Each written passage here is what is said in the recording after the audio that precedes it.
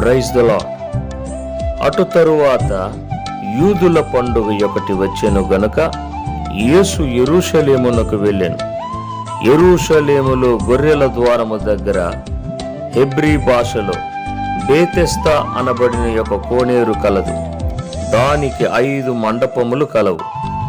ఆయా సమయములకు దేవదూత కోనేటిలో దిగి నీళ్లు కదిలించుట కలదు.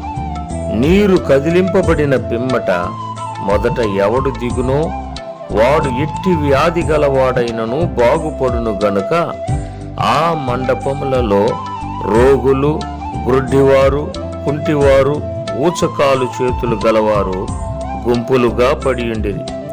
అక్కడ 38 ఏండ్ల నుండి వ్యాధి గల ఒక మనుష్యుడుండెను.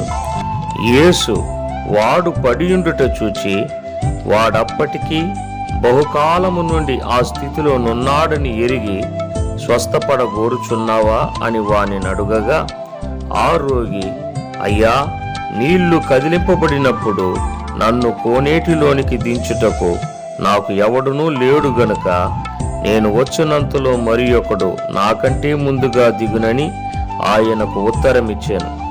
యేసు, నీవు లేచి నీ పరిపెత్తుకుని నడువుమని వానితో చెప్పగా వెంటనే వాడు స్వస్థత నుండి తన పరిపెత్తుకుని నడిచాను. యోహాను సువార్త 5వ అధ్యాయము 1వ వచనము నుండి 9వ వచనం వరకు. ఆమేన్.